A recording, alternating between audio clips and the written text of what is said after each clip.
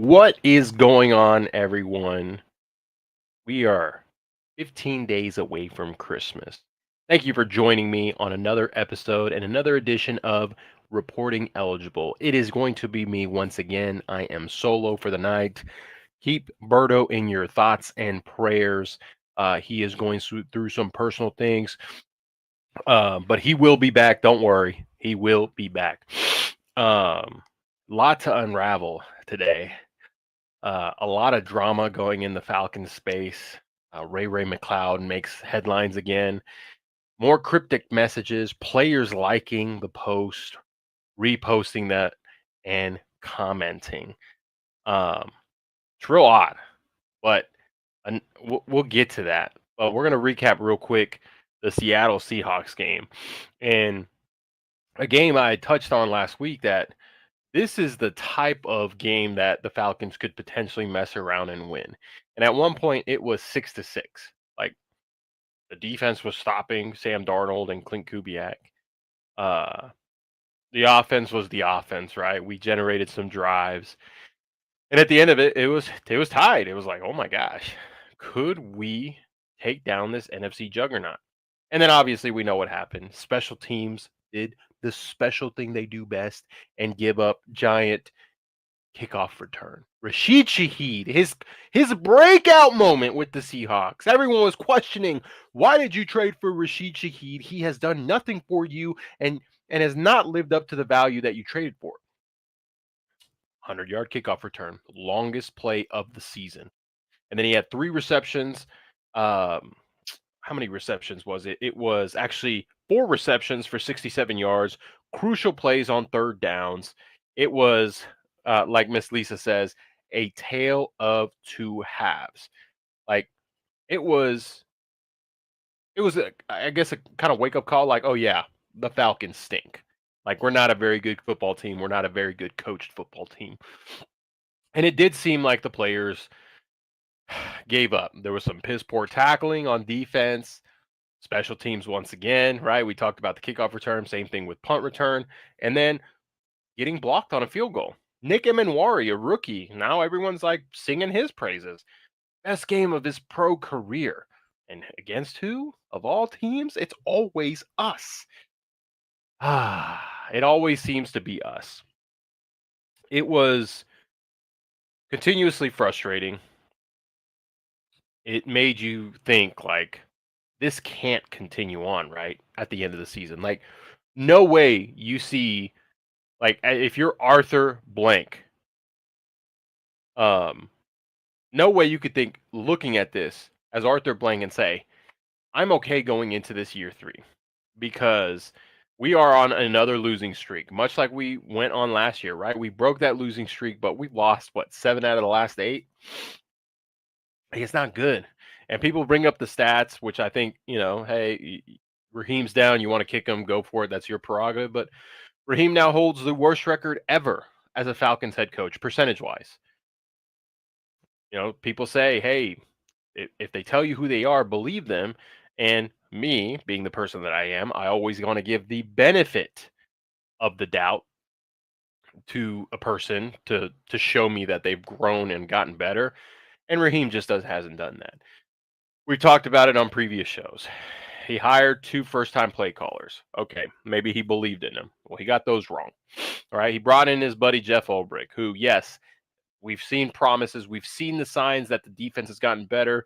We hit on all 4 of our defensive rookies, but then they get gashed. You get figured out, and there's no adjustments made. And then special teams. Marquise Williams was a part of the Arthur Smith regime. Why is he still here? We've had problems since last year with special teams, but he is still here. Let's see. The one thing Arthur Blank won't excuse is a head coach losing the locker room, and that nail has been hammered. Yes, Bones. We're going to get to that. A lot of drama today for the Falcons because I think Mark Zinno tweeted that the fact that unless it's a catastrophic downfall, these last 4 games, which kind of was the way for Arthur Smith, right? We were all like, oh, Arthur Smith's going to get a 4th year unless they have a catastrophic downfall. That 7-9 loss for the against the Panthers in Carolina, and then you get blown out in the last game of the season in New Orleans. Those type of things are on the horizon for the Falcons. Um, it doesn't look good. And yes, Miss Lisa, I agree. Marquise Williams should have been gone. And the fact that he was on record, Raheem was on record saying no coaching changes will be made, it is irrelevant. You think? Why is it irrelevant now, Raheem, when you should have done something long ago when that 30 to nothing loss happened in week 3? That should have been your wake-up call. Not firing Ike Hilliard, who apparently was the scapegoat. Again, I always try and look at it instead of a surface level, look more deep into it. And hey, maybe there was issues in that wide receiver room, or maybe something he was tasked to do wasn't getting fixed. As an employer, you got to fix your bad habits, blah, blah, blah. That's why you got to let go. Hey, you got to be consistent with your coaches. You did that to Ike Hilliard. Why aren't you doing that to Marquise Williams? And then you want to go and blame the players. Oh, yeah? You want to blame the players? Then why'd you bench your best special teams player in Kadero Hodge the week prior, who took offense to that? This is one of the most lopsided, like, turned upside down seasons that we've had in a long time. Someone said 07 was the worst. Yes, 07 is by far the worst season for the Falcons in recent history, right? But it's climbing up there because you had expectations up here. Like, you were really high. You were like, okay, we're gonna compete. We're gonna compete for the division. Division can be had. We can make a playoff spot. Like, we went all in, drafting all these rookies, traded our first round pick. And then you're 3-2. You just took down an AFC juggernaut, the Buffalo Bills. Like, that's how you bounce back from that 30 to nothing loss. And then it all just unravels. Like, how does that happen? And the Falcons right now, I think, are 1-5 in one-score games. So those one-score games go differently. Maybe we're viewing the season a little different, but at the same time, it doesn't feel like Raheem is doing enough to be consistent. And I don't want to hear the comparisons. I know one of the radio shows in Atlanta wanted to compare Kyle Shanahan's and Dan Campbell's first 2 years and how he has a better record than them. We're not comparing that. Why aren't we comparing that? It's because this roster was constructed to win now. Doesn't need depth. Doesn't need to still improve. Of course, this roster is not perfect by any means, but you have enough firepower to be able to do better than what you are right now.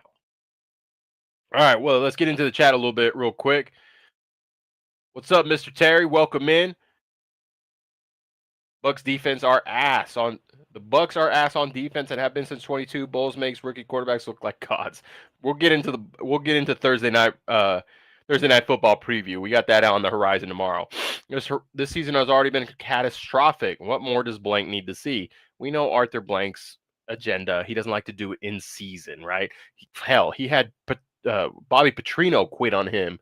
The only time I've ever seen him actually fire someone was Dan Quinn, and that was, I mean, yeah. Anyways, should have kept Ike, let go of Raheem. Probably wouldn't have happened. Never understood why you fire position coaches in the middle of the season. Yeah, I mean, never understood why Raheem kept some of the guys that were on Arthur Smith's staff. I get the mindset of like, okay, I see what they did well. I want to keep that same continuity for the players. But my guy, you're the new leader. You're the guy in charge. You need to put this team and you need to form it the way you want, not continually bring guys from the previous regime. What if Dwayne Ledford was actually let go when Arthur Smith was let go? What would our offensive line look? What would the run game look like? Because he is the run game coordinator. TJ Yates should have been gone.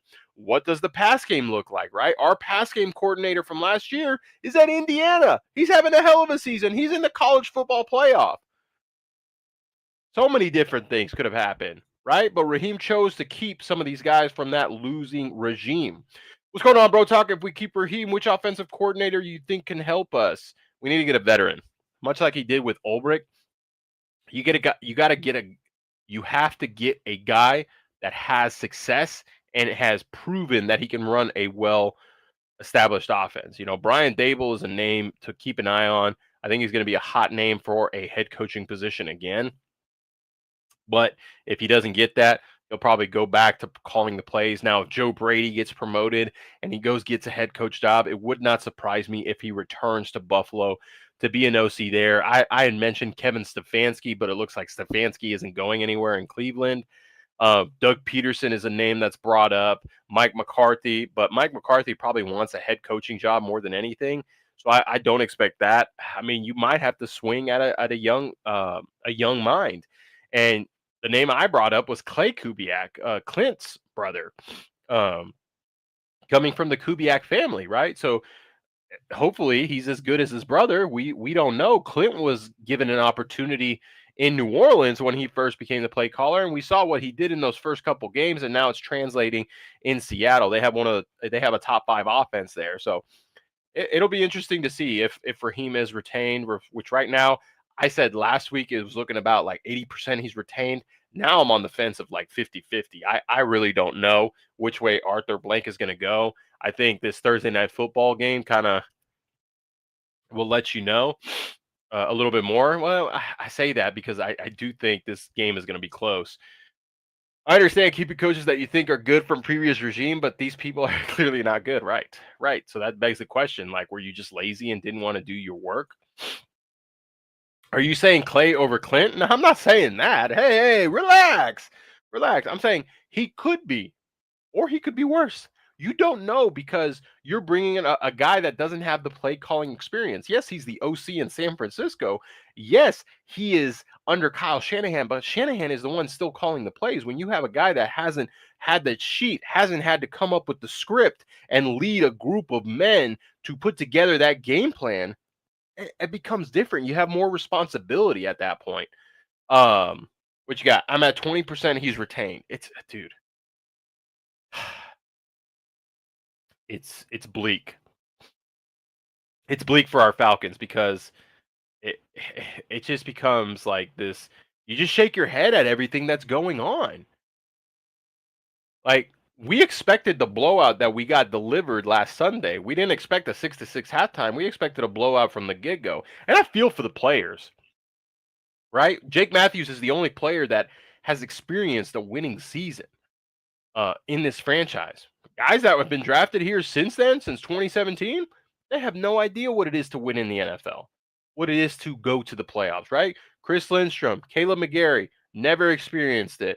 Bijan Robinson, Tyler Algier, Drake London, Kyle Pitts, who else? Matthew Bergeron, you name it, right? Who else? I think Caden Ellis has experienced it when he was in New Orleans. Divine Diablo hasn't experienced it because he was in Las Vegas when he threw his rookie contract. So it'll be interesting to see. This coaching class sucks. I'd almost say you're better off keeping him and finding a new special teams coach and an OC. Yeah, that's the main reason I think Raheem would possibly be retained is because this is a weaker coaching cycle. There's not a lot of hot names. The hot name is Clint Kubiak, and honestly, he could stay in Seattle because he doesn't like the destinations, or I think he goes to New York and takes over the Giants. Like they need Jackson Dart. Seems like he can be the guy. You have Cam Scatabo. You have a great defense. Like you have core pieces there. Malik Neighbors is going to come back. You draft another receiver like Jordan Tyson. Um, things can like flip like that. We saw what Ben Johnson did in year one with the Chicago Bears.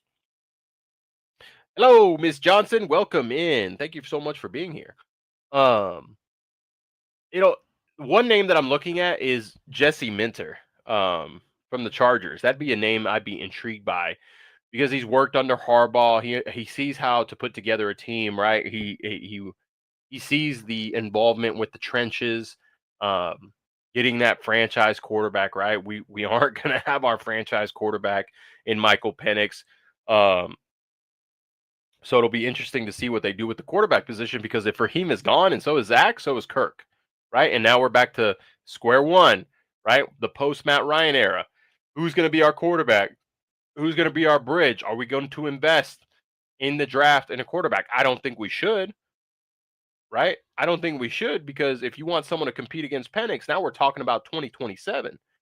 Dante Moore hasn't declared for the draft. Now, a lot of people inside Oregon say he's going to commit, which means he's going to be a Raider, he's going to be a Jet, or he's going to be a Brown. Um, but if he doesn't, and he's a 2027 guy, oh, I like Dante Moore. Things got interesting, so we'll have to see. There are only two constants in this eight-year playoff drought, and that's Blank and McKay. McKay needs to go, bro. We've talked about this. McKay needs to go. The only great option is selling out your future and trading for someone like KOC or something. Well, we kind of already traded our future in James Pierce Jr., who I would say is looking like he's going to be a great player, a cornerstone of that defense alongside his running mate and Jalen Walker, Xavier Watts, Billy Bowman when he comes back healthy. We got some good core pieces. So that is an attraction in itself for an offensive coach. If you bring an offensive minded coach, you could say, hey, bring in your guy, your defensive coordinator, or whatever the case may be. You've got young talent there. Divine Diablo is signed through next year. Caden Ellis is a free agent. You're gonna have to re-sign him. Um, but your young defensive line, Brandon Dorless is still on contract. Zach Harrison is still on contract. Rukor Oro is still under contract. David Onyemata is gone. You're gonna have to re-sign or draft more in the trenches.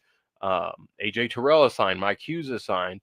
Jesse Bates is on his last year. Like you have your defense already there, so you can as you can bring in a defensive coordinator, not have to worry. And now you're like, okay, let's fix this offensive scheme. Let's fix this offensive line. Because, guys, if I'm being honest, I think our offensive line needs to be revamped. I do.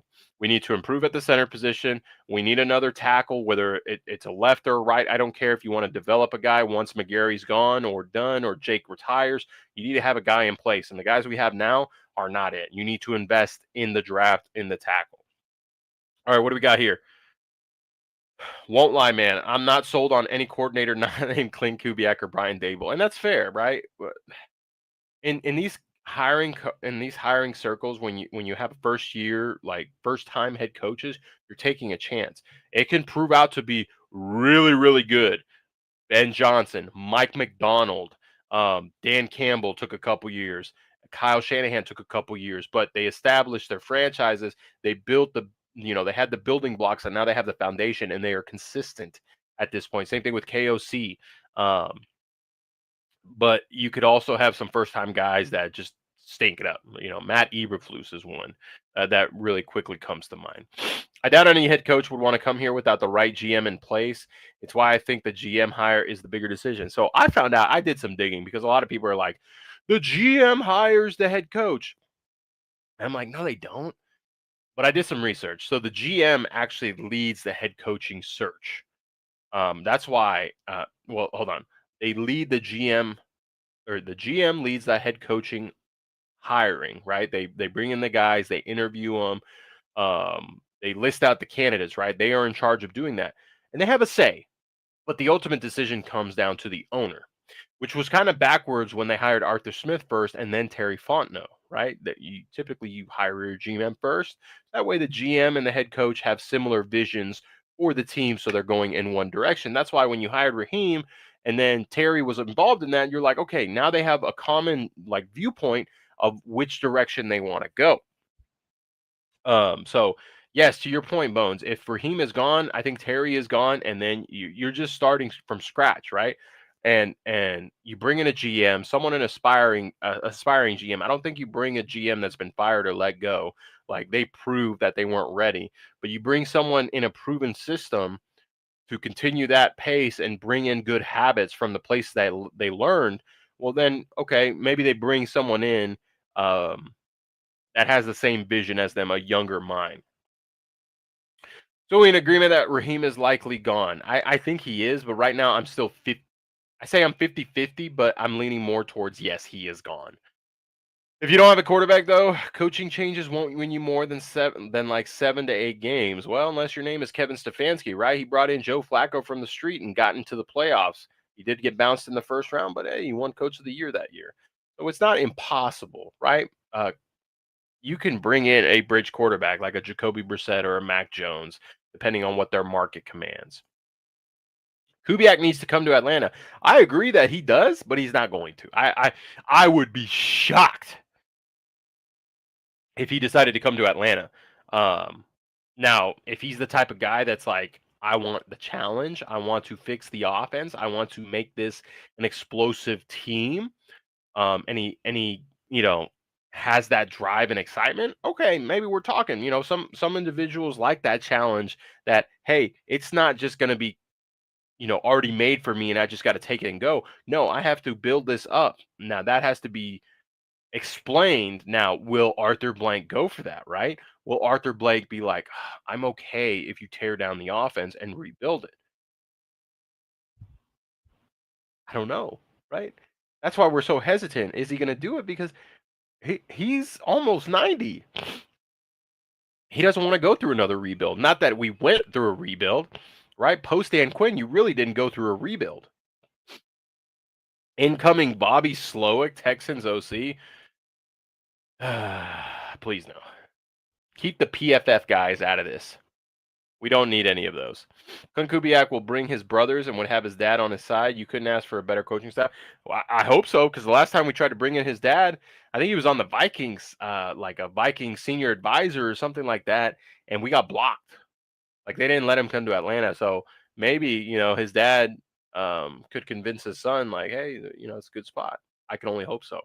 But to kind of wrap up the Seahawks game, it's what we expected, right? Kirk Cousins he was pressured over 32% of the times, 10 times. He was sacked only once, but he was pressured pretty regularly. He only had 2.5 seconds to throw, EPA of negative 0.57. That's pretty bad in 50% completion, 50% completion percentage. He did have 2 interceptions to his name, but I would say that maybe one was his fault because he tried to fit it in the window and it got deflected up, but that other one wasn't really his fault. Oh, Denver blocked him. Thank you for correcting me. Denver blocked him. Sure, but you need a serviceable quarterback at least. Mariota was a bridge, and we see how that worked out. Yeah, well, Mariota doesn't know how to not throw. Mariota doesn't know how to not throw a hospital ball and quit on a team. So, hey, Big Ed, that would be the funniest thing. Hey, you know what? We kind of made a mistake. Would you like to get the head coaching job back? Which I bet he would, because getting a head coaching opportunity is huge. Um, Watch us hire someone like Matt Nagy or something. Oh my God, I do not want Matt Nagy. Sorry guys if I'm sniffling. Got a little bit of a cold going on here. Trying to get over it. But yeah, uh, I thought the Falcons defense did a good job containing the run. Total this 10 21 attempts, held the three running backs. Yes, we gave up 100 yards, but collectively, I mean, besides Velvis Jones at the end, they weren't really doing anything. No rushing touchdowns. uh yeah, that's just, I don't know what Zach Robinson has, like, he has this like sensation or love for screens. It needs to be studied, is what it needs to be, because it's like some of the worst design. And if it's not the design and the players aren't executing, well, Zach, whose fault is that? Maybe it's the interim wide receiver coach or your pass game coordinator not explaining it. Like, nobody blocks on these things. They're not. I miss Drake. I miss Drake London. It's and it's like anytime a screen is called, it's just kind of like you're throwing paint on a wall or throwing something on the wall and hoping it sticks. It's one of the worst things ever. Yes, we need a temporary quarterback next year. Anthony Richardson and Russell Wilson will be available. What makes you think Anthony Richardson is going to be available? He's still on that rookie contract. He's developing, quote unquote. Daniel Jones is going to be a free agent, torn Achilles. He likely is not re-signed with the Colts. Philip Rivers signed that 1-year deal, which I still can't believe he came out of retirement and decided to reset his Hall of Fame status. And I mean, I think the Colts could be in search of a quarterback. Like, you could see someone get aggressive and get up and try and draft one of these top quarterbacks. Let's see. At this point, I don't think we can get any worse than we've got as a coach. Possibly, but you never know, dude. You never know. We said the same thing about Arthur Smith. Did the team just kind of give up in the second half? I think it's partially that, but also they got figured out. I think that's what it is. Zach Robinson should be fired for the lack of third down conversions. That is enough from him. Get him gone. Dude, Miss Lisa, it was crazy for me to hear that when he was with the Rams, that was his job. It was like he was in charge of third downs, converting. What are good third down plays?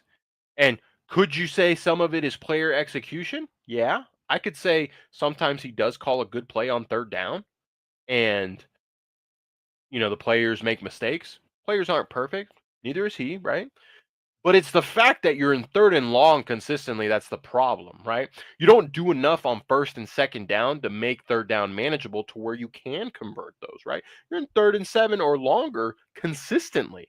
And that's where the biggest problem is. And that, yes, and again, he should be gone on that alone. We're the worst in the league in third down percentage. I'll take Kenny Pickett. No thanks. Get out of here. Send a day 3 pick for Trey Lance. Guys, that dream is over. Stop it. Anthony Richardson is just generational bust. I wouldn't say that, right? We all said that about Sam Darnold, right? It's like, oh my gosh, this guy was drafted, number 3 overall by the Jets. Talk about seeing ghosts on the field. It just took some nurturing, some learning, some repetition, and now look at him. Earned himself a contract, and he's leading the Seahawks to a trying to compete for the the NFC West right now. Next play caller will tell you our other quarterback will be if it's Kubiak, he's going to want Mac Jones. I agree because he's going to want to run that West Coast offense uh, that Shanahan's running, and it'll be seamless for Mac Jones. So I do think the Falcons do have a better offensive line overall than the 49ers, so it'd be intriguing to see. And then we have our own Christian McCaffrey and Bijan. So I mean, I'm warming up to the idea of a Mac Jones, but he's just got to get paired up with the right guy. Honestly, hiring FedEx Boy again would be hilarious. At least our O line would be okay, right? Former offensive lineman, he prides himself in that. Sometimes it's just that he calls a screen on third and long, and the player doesn't break 4 tackles and say his lack of execution right. Like that one touchdown that David Sills had against the what was the game prior? Who did we play prior to the Seahawks? Oh man, I'm brain farting, but that which one I'm talking about, where he broke 2 tackles and he got in there. It's like no one blocked down the field. The player did it all himself. It's just crazy. Go with Jameis. Hey, I'd be okay with Jameis. At least you're going to get some turnovers, but at least it'll be entertaining, right? It'll be exciting. Zach Taylor will almost never be fired. I bet you. Zach Taylor will almost never be fired. I bet you he makes like $1 million a year. Are you talking about the Bengals head coach? He might be. Joe Burrow talking about retirement, not a good look for Bengals. I mean, when you've had that many injuries, that isn't a good look, and you paid him all that money. That's even worse, right? I wonder what the insurance policy is for his contract. It'll be crazy. We already got like 5 picks. I don't want to give up more draft capital, get a quarterback when we need that draft capital. Yeah, that's true. I agree. Nothing too impressive about being responsible for third downs if you're part of an offense that wins on first and second down consistently. Bingo! Sean McVay was very good at making third down very manageable. And so I think someone pulled up the numbers. He was, Rams were relatively good on third down during his time there. But when they're in third and short, right, 3rd and 4 or less, you got Matthew Stafford. Like, come on, bro. You got Puka Nacua. You had prime Cooper Kupp on your team. Like, that's not hard to do. And we've got good players. God, man. Yeah, Bengals head coach will probably need to fire a cheap-ass owner. Well, yeah, probably. Buddy, take a hot toddy tonight, honey. Oh, hot tea, squeeze lemon. Thank you. I got a honey citrus mint tea from Starbucks that usually helps. But I will try what you were recommending. I appreciate you.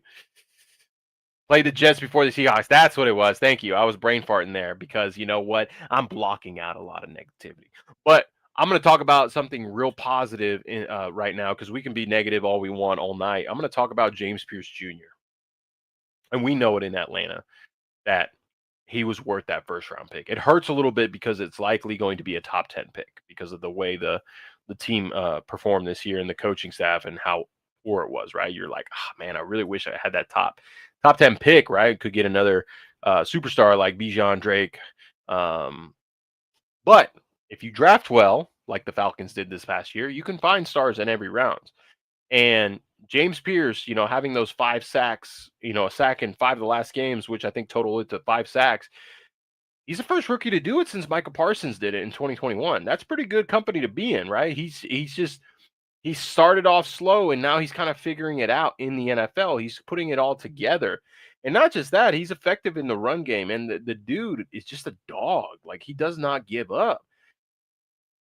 So, just get ready, guys, because the media is going to push the narrative. Oh, the Falcons were idiots. They shouldn't have traded it. They're in the top 10 pick. They gave this Rams team a top 10 pick. Hey, you know what? Sometimes it works, sometimes it doesn't. But I think James Pierce Jr. is going to be a cornerstone for whoever the new head coach is. Same thing with Jalen Walker, Xavier Watts, and again, Billy Bowman once he gets healthy and he returns. Let's see, what do we got here? I seen a video a few days ago about the Eagles offense, and it made me realize that Zach and Patullo share some of the same similarities as coordinators. Yeah, yeah, Kevin Patullo is not very good. I thought it would be seamless because he was the pass game coordinator for the Eagles for like the past 4 years or something like that. And I was like, okay, like he knows the personnel, he knows like all these things, same run game coordinator, same old line coach, like all of it. And it's just like, it's bad. Who's the OC for the Colts? Jim Bob Cooter, I'm pretty sure it is. No, thank you. Has a total of 6 right now with playing minimal downs. Yeah, so his snap count has gotten an uptick, right? He got a half sack or a sack against the Vikings, and it's just gotten progressively better. I love the dude. He's one of my wife's favorite players. Hello, Mrs. Brotalk, if you're watching.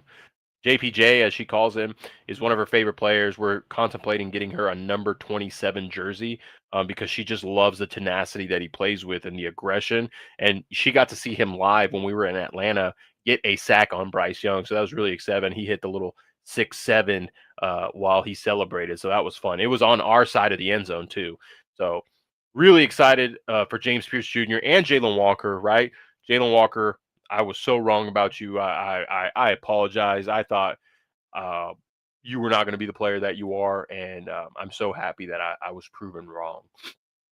I'm worried our D line takes a step back if you put in a different scheme up front next year. New coordinator's fine, but the scheme is worrisome. It's all about the attacking front, right? Are you going to have an attack? If they have an attacking front, which this defensive line is built for, you're fine. But if they want the read and react type of front, I mean, these guys are smaller than they need to be, right?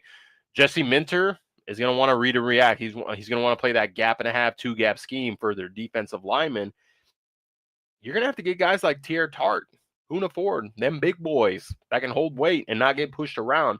Byron Murphy, right? He does a really good job of taking on double teams and not getting moved around. So it's going to have to. I mean, you could do that, right? Zach Harrison's a big guy. Like, he's strong like an ox, and it's hard for players to move him on his own. It's a matter of working that technical side of, not allowing yourself to get washed or driven back 3 or 4 yards. It's all who teaches the execution. And I think I mentioned this in a tweet earlier is you can get rid of the entire regime. I don't care. Just keep Nate Ollie. The guy is an up and coming young uh, position coach, and he's going to get an opportunity as defensive coordinator. What better place to bring him up than in the Falcons franchise, right? Given the opportunity, but you just never know with a new coaching regime, right?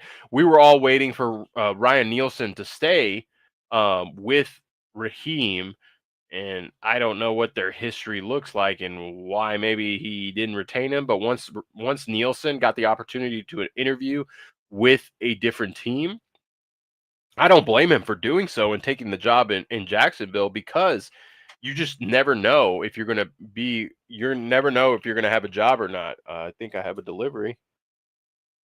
What you got, guys? Oh, I got something to open up. Merry Christmas. Let's open this up. All right. All right, guys, we're opening this live. What did my wife and kiddo bring me? All right, let's see. Hold on. All right, hold on, guys. Pause. Just never know with my wife. She always surprises me. Okay. We've got a box. All right, hold on. Ooh. What's in the box? Styrofoam. Okay. All right, hold on. Aha! Is this an ornament for my tree? It is. I'll show you first, sweetheart. Look, I got me a nice little ornament to put on the tree, guys. Little Falcons, Volkswagen, got the Falcon wreath on the front, and you got a little Christmas tree. Love it. Love it, love it. I'm a lucky man, just so y'all know. My wife loves to do these kind of things and surprise me all the time. Never stops surprising me. Um, so thank you, Mrs. Brotalk. We are going to hang this up right now.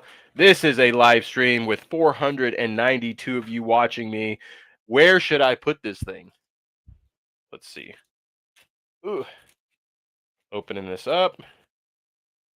Oh no. There we go. Hello. Any suggestions, guys? Where do you see the tree? Front and center? Love it. I got you, bro.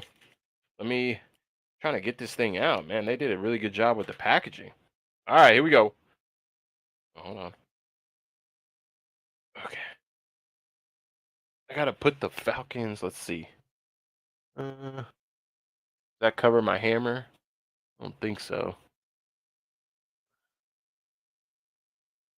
How we looking?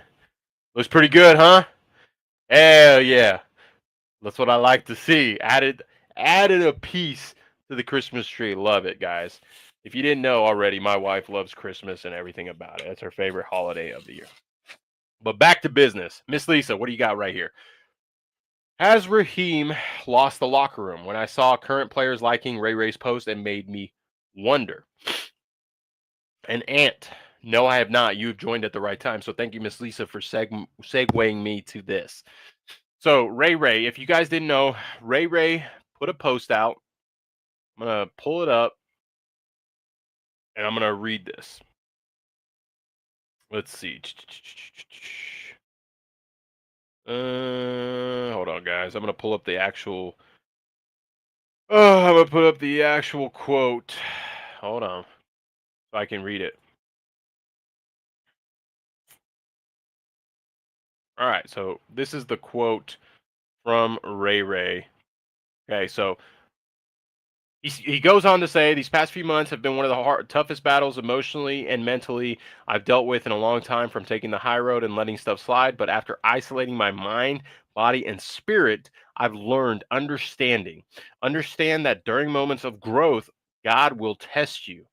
Um, and he continues to say that, talking about, his growth and development mentally and all that. And at the very end, he says, I have an understanding that everyone is going to have their own answers and opinions without knowing anything, but God has control of everything. God always sheds light to the truth because it was never performance based. Quotations. So obviously we know what he's talking about, right? He's talking about how Raheem said the firing for Ike Hilliard was performance based.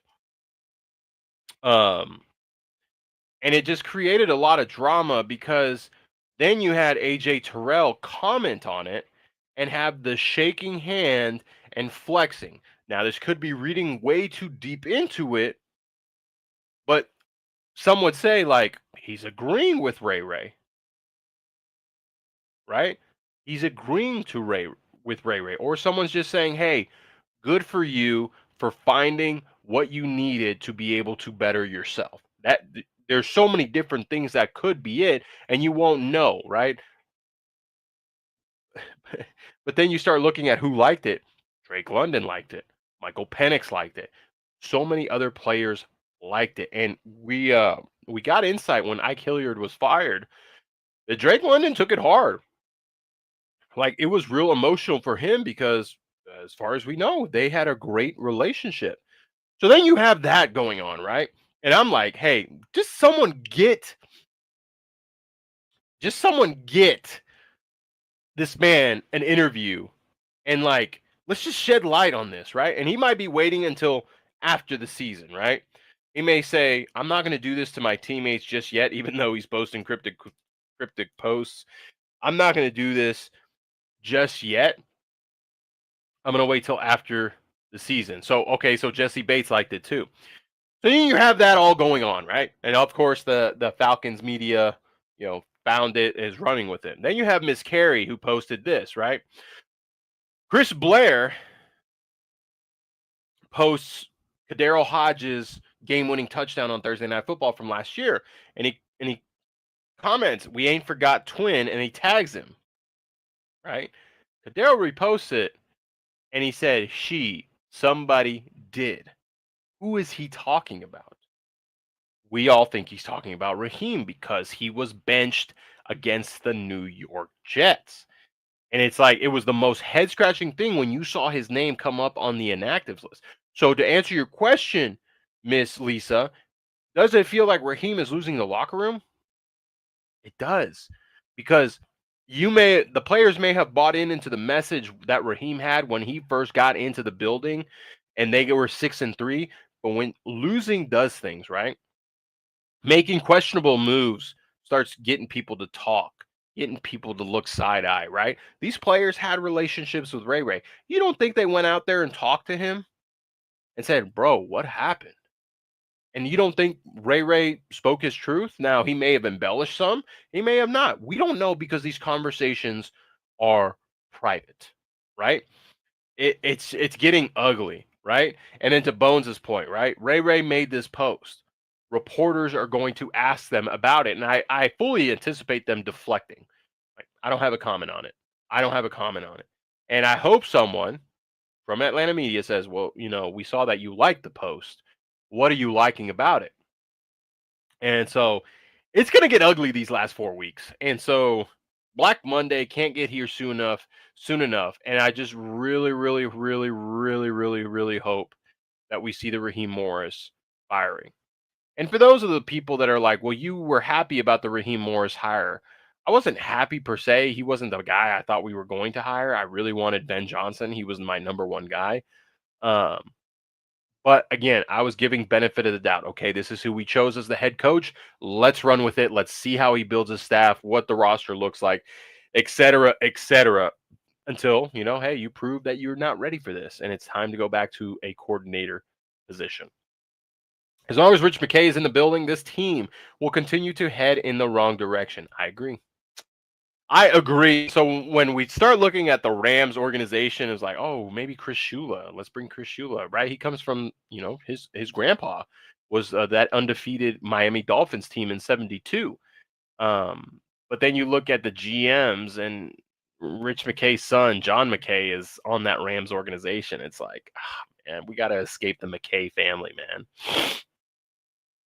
Kirk basically cost him the season last year, rubbed players the wrong way. Drake did not forget about that. You think so? I don't know about all that, man. I don't know. Maybe that's why Drake is not playing. I don't think so. Drake, any type of football player will tell you they're a competitor, right? A PCL injury. If you wanted, an example, look at what Ricky Pearsall went through. He had a PCL injury and he was out almost 6 weeks. So when Raheem was like, "Oh, it's week to week," no, not really. I mean, he may not play another down this season. He may play the last 2 games. Who knows? All I know is I needed him for my fantasy team this week. I'm in the playoffs and I play my wife in week 1 in the first round. That's all right though. Drake, get healthy, man. We want you back. We love you, man. You're an awesome receiver. We hope you come back stronger. Well, I mean, I guess tomorrow will be a win. I guess maybe 100%. McKay needs to go. Yes, he lost the locker room when he fired Ike. I probably got into it with Z-Rob's ass, and Rod didn't like it. There's no telling, right? What happened? There's always that speculation, right? We won't know until we get reports, right? Get reports like the Michigan head coach firing. That's a messy situation. I'm not saying it's this messy, but we won't know until light is shed on it. How much input do you think Blank's son will have on the next hires? Well, it all depends on how long it's going to be before he takes the keys, right? We talked about it's going to be soon. A lot of people are speculating. It may have been you, Bones, that made the comment that after this World Cup that comes through in 2026, that may be when he's ready to say, "All right, son, you're ready to take the ship. I'm going to take a back seat." Because he's not egotistical like Jerry Jones. That's like, I'm going to remain in power until I die, much like Al Davis, right? I think his son is, being a younger man, um, being more level-headed, probably being really aware of what the media and the fan like the temperature of the fans. I think he'll have more input if this next head coach is going to be like that long-term solution. It's like, Dad, if I'm going to be the owner, I need to have some sort of say. I think he's already in the rooms. Um, I think he's already in the room there in the interview process, but I don't know how much input he has. I commented about justice for Ray Ray, how Hodge was the next scapegoat when Hodge was benched and Ray Ray and his mom brother liked my post. Oh, that was you. That was you. Oh, wow. Okay. Wow. For a guy that was such a player's coach, he seems to really not like his players. It's kind of gotten to the point where I think he does love his players. He wants to build relationships. I think he's still a player's coach, but he knows his job's on the line, and so he's more cutthroat, right? He's taking the personality out of it because he's fighting for his job at this point, and so I can't blame him at that sense. But it's like, hey, if you actually did your job and you got the right coaches and you held people accountable at the same level, you wouldn't be in this position, right? So that's his own doing. I need his son to take more active role, and I'm hoping he does because we may get that breath of fresh air. It may be the time that he's the one that says, "Rich, thank you for your time with Atlanta, but you are no longer needed." Right? Hasn't Raheem always had an ego problem? He had an ego in Tampa, and he's admitted to that. Like he's on record saying, "I thought I could do it all." And what 32-year-old doesn't think they can, right? Especially when you're thrust. He was not ready to be a head coach. That was a organizational terrible decision. Thinking that a 32-year-old coach back then was ready. I'm not saying a 32-year-old in the near future is going to be ready, right? Head coaches keep getting younger and younger and younger. Um, because of their teachings and the way they're able to connect with the players and things like that. But I think the ego isn't as much, and I think people read into it because they look back at his past. Let's see what you got. Definitely seen Josh a lot during the draft. Yes, this was the first year I saw him a lot in the draft room, which was really encouraging because if he had a say with what the scouts were talking about, that's really awesome. Because if he said, "Hey, let's draft Jalen," or "Hey, we can make this James Pierce Jr. thing happen," that would be awesome to see. Also, Raheem hasn't been Shice without Aaron Donald and prime Jalen Ramsey. A coach is the coach, right? Having those prime players, yes, I agree, makes someone's job a lot easier. I do agree there, but hey, he was a part of that team, right? His defense wasn't even a top 10 unit, but they got the job done, and it was because of playmaker. But at the same time, like it was his. Like, you can't take away from Raheem what he did with Jalen because Jalen was the primary outside corner, right? He let him play that star position, that apex position in the nickel, which allowed Ramsey to roam more like a robber safety per se. So that was his influence there. And you've then seen other teams do it, like the Ravens with Marlon Humphrey, something we've wanted AJ Terrell to do, kind of roam around, but he likes to play clamps on guys. Didn't you say you wanted the Browns head coach if he gets fired? Does his antics with Shadur not being his guy concern you regarding our roster? So I do want Kevin Stefanski if he is fired, because what he's able to do with a poor roster construction like he's had in Cleveland. I think the antics are being blown out of proportion. I think Stefanski called the play that he thought would win or tie the game, one of the two, right? I can't remember what the score was. I think he did that as a coach. Wait, hold on, hold on. I don't think Stefanski's calling the play, so that was on his offensive coordinator. But he did say it was his decision, so I don't know. But going back into it, they talked about the play. Hey, it was run multiple times. The player made a mistake, so I'm not reading too much in it. For him to say Shador's the seeing, I would read into it if the way Shador has progressed and improved, and then he says we're gonna go back with Dylan Gabriel. that's when I'd be like, okay, this guy doesn't like Shador. There's some politics going on. So I'm not reading too much into it right now. Rich McKay, he's one that gave Rod a chance. It's time to clean house. Was he the Buccaneers a GM back then? Oh my gosh, it came full circle, and us as Falcons fans are suffering because of it. He has a prime Bijan and Drake, but here we are. Yeah, yeah. So here we are, in fact, and for all 631 of you being here, thank you so much. Um, we could go on and on about what's going on with the Falcons, right? There's a lot of drama. We are tired as a fan base. We are preparing ourselves for the draft. I know the jokes are, oh well, what with what picks? Hey, you know what? You still got to do the work. You still got to go out there and scout the players and get the best possible players with the positions that you have in the selections that you have. But we need to talk about the Buccaneers on Thursday, right? It doesn't mean anything for us, but it means a lot for them, right? They're 7-6. They came off a ugly loss against the New Orleans Saints at home. They got beat at home in a ugly rainy game, and they're looking to bounce back, right? They're getting healthier. Tristan Wirfs is coming back. He didn't play last game. Mike Evans is coming back. I think Jalen McMillan's also coming back. Ibuka is looking to bounce back. Like they they are looking to rebound, right? And we are in the dumps. The only thing the players I think would do to do enough to beat them is the fact that we can play spoiler for them because they need to beat us to stay in first place. Now, I do think Carolina does lose to New Orleans because New Orleans gotten a little traction, a little bit of building blocks, a little bit of momentum, and that momentum that Carolina had beating LA is gone because they had to go into the bye week and not play. Um, so I do think there is a chance for the Falcons to win. Is there any chance that we win tomorrow? I know losing makes a lot of sense, clean house, but damn, I want pain to stop. I just want one win because we find a way. So I'll be honest with you. I do think we upset the Buccaneers. I think it's close. I think it's a high scoring game. It's exciting, like last Thursday night's game, right? We play well in the red helmets. Kirk Cousins plays well against the Tampa Bay Buccaneers for whatever reason, right? Um, he plays well in prime time now. He kind of got away from that losing record in prime time. Todd Bowles, as a head coach, has a losing record in prime time games. So I do think this is the Buccaneers are on the slide, and even though we are as well, this is a division game on Thursday night. These games are always weird. Um, I do think Atlanta does win this Thursday tomorrow. I do. I really think the word for the fan base is apathy now. Hey, you're using big words now. What does that mean? What does that mean? Because I don't know.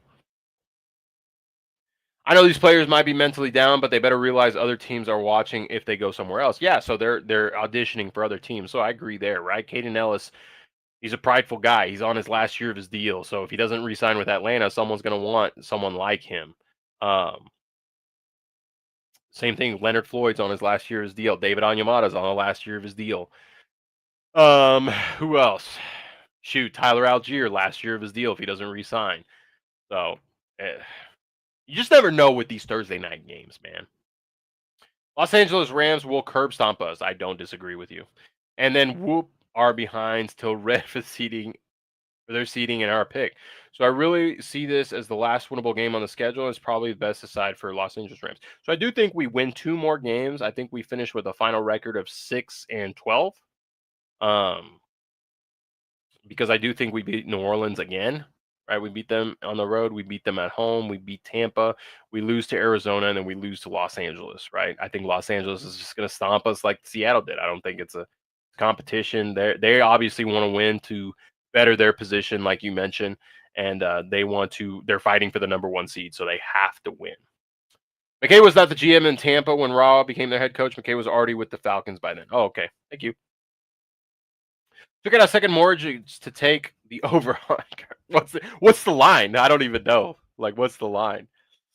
Epichetti on this last year? Yes, that's another guy, right? We all thought he was going to be traded. He was sending some cryptic tweets Also, everyone's favorite player from Montana State, Troy Anderson, is on the last year of his deal. That's someone I think should be brought back on like a 1 year deal. Hey, you've been hurt. Take this cheap deal, prove yourself, and then you can hit the market and see what's up. So, um, but again, I do think that we win 2 more games. We finish 6-12. That may push us just outside the top 10, if not right at 10. Um, Here we go. I'm learning something tonight. Apathy is lack of interest or enthusiasm or concern. Yeah, I could say I'm there. I have a lack of not interest because I'm always interested in this team, but I do have a lack of enthusiasm. I'm not concerned with the result anymore this season. I'm more so concerned: is there improvement? What do the players look like? Is Raheem um, still the head coach and things like that? 210.5? Yeah, take the over, brother. Take the over. I saw a cap breakdown saying cut Kirk, let Pitts, DA, and Floyd to walk to save 70 million. Thoughts? Also, would any free agents want to even come here with the culture? Well, if you bring in a new head coach, it's enticing, right? You bring in some of the players that played for him. Cap space wise, I haven't done a deep dive, so I can't confirm nor deny. Right? We talked about it earlier. If Raheem is gone and so is Zach, which Zach would be gone, I do think Kirk is cut for the sake of saving cap space. We would take a bigger dead cap hit this coming season, and then it opens up even more in the 4th year of his contract. Um, but there's no telling, right? The cap can be manipulated, right? Is Darnell Mooney going to be on this team? He hasn't played like he's earned that 3rd year. Wide receiver room needs an overhaul. Do we re-sign Tyler Algier? Is he willing to re-sign in Atlanta? Which I do think he loves Bijan. He loves the teammates that he has, but money talks, right? If someone offers him a giant contract, he was linked to possible trades at the trade deadline. I know Uncle Louie, Tyler's uncle, says he loves Atlanta and doesn't want to leave. But ultimately, it's a business, right? And he's got to think about himself and what's best for him and his family. And if taking a deal with another team, that's just what you got to do. And that's the nature of the beast, right? Our Michael Turner leaving for another team that needs a running back, which, I truly think he ends up in like Dallas. Whoo! Tyler with Dak and Javante. Whoo, baby, man. That's a good duo right there, man.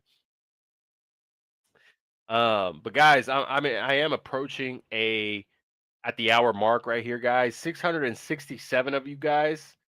It's amazing, man. Thank you so much for tuning in to another episode of Reporting Eligible. I know it's not in the positive light that we wanted the Falcons to be. I know it's not where we expected it, where we were coming down to the wire and saying, "Hey, we need to beat Tampa, and then we need to beat Arizona. If we don't beat LA, that's okay because we're still going to get a wild card spot." That's what we were expecting, right? I'll tell you what I said at the beginning of the year. The ceiling for me for Atlanta was 12-5. Realistically, I thought they would finish at 10-7, and the floor that I thought they would get was 8-9, and they are below my floor. They have nowhere near met the expectations of what was expected from this team in 2025. 2026, man, it all starts on Black Monday. Is Raheem gone or not? Because if he is gone, then Terry's gone, and now you can start fresh and start doing your research on who you would want as your new GM. But guys, as always, yeah, Baltimore would be a good spot for Tyler. I'll answer a couple more questions. So, who will be our quarterback at the start of the season? I can't say, to be honest with you, because it all depends on the head coach. If Raheem is here, it's going to be Kirk. It just is. If it's someone else, they're going to go find the guy that fits their offense the best. And it might be Kirk. Who knows? Is it hyperbolic to say Man, might be butchering this. To say this is the worst season in franchise history, at least very least top 3. I wouldn't say it's the worst in team history, but I would say it's worse in the fact that of the level of expectations, right? We knew certain seasons were going to be bad for Atlanta. We knew that they were going to be a bad team, and it's like, okay, like if we win 4 games, great. Like we do not have expectations. We know this is a rebuild. Like we are a bad team, but this year it was probably the worst letdown year. So in that sense. All right, last thing. I really don't think Rod gets cut this season. I see them giving him one more go at it. And I'm prepared to do that. Are you? Are you guys prepared for one more year, Raheem? I tweeted it out earlier. Get ready because it is a strong possibility. But guys, if you enjoy the content, as always, at Dirty Bird Central, YouTube Shorts, Instagram Reels, and TikTok, any short form content that you enjoy, I do try and post daily. Life's been busy for me this football season, so it hasn't been as consistent as it has in prior years. That's why the long form content isn't there. But I'm hoping once the off season hits, I'll be able to get back on it. So bear with me, guys. Um, Twitter at BK squared 7 still haven't changed the name. Daily tweets again, busy. Haven't been able to tweet as much, but I do try and keep up as the days go along. If you like to do picks, I do weekly picks. I do weekly power rankings there. So check me out there. I'm also interacting there on a daily basis with you guys the best I can. And then for those of you wondering where Berto is, he is dealing with something personally. He will be gone for the time being. And when he is ready to return, he will make his return. No doubt about it. But if you enjoy his content at 95 North Sports Machine, Bleacher Report for him, for Atlanta Creator, and then at normally he is your NFC South Roundtable Atlanta Creator, but I am filling in for him there as well. So if you enjoy me, you enjoy me yapping about the Falcons, you can enjoy me yapping about the Falcons against the NFC South creators as well. Until then, guys, enjoy your Wednesday evening. It's always rise up. It's hard, but go Falcons. We are going to beat the Tampa Bay Buccaneers. Until next time, guys. Peace.